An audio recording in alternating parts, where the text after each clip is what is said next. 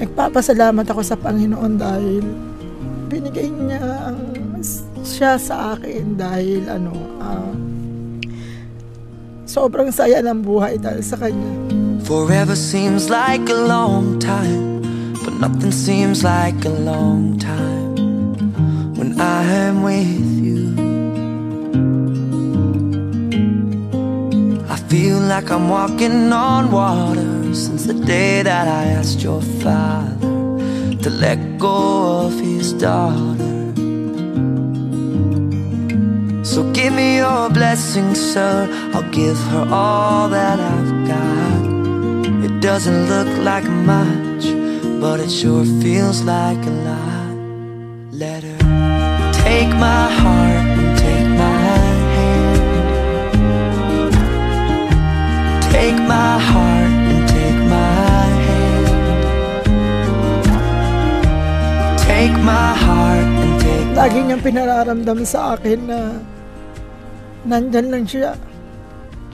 At saka sobrang ipinakita niya sa akin kung gaano niya ako kamahal. Salamat sa pag-aaruga mo sa amin tatlo. At salamat din sa mahaba mong pasensya. Oo nga pala, I love you tuloy. Uli.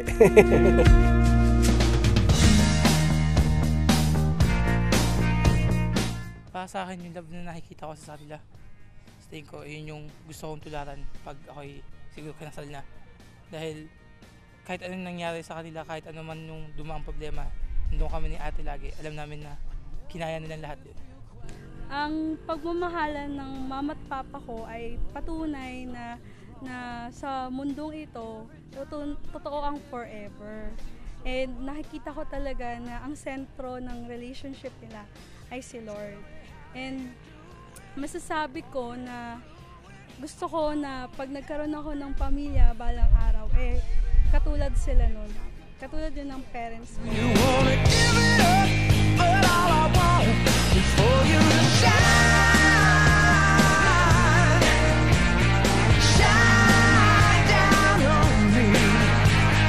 Shine on this light that's burning out. Ma, pa, thank you po. Dahil sa lahat ng taon at lahat ng mga dumaan, di nyo kami pinabayaan ni ate. Ang wish ko sa inyong anniversary ay magpatuloy pa ang inyong, syempre, ang pagsasamahan niyo ni Papa. To my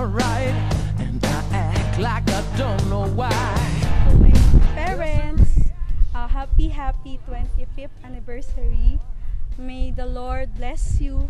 Your relationship mas tumatag pa po yung relationship niyo sa bawat isa. Patuloy niyo lang pong mahalin at igalang ang bawat isa at maging sentro pa rin ng relationship niyo.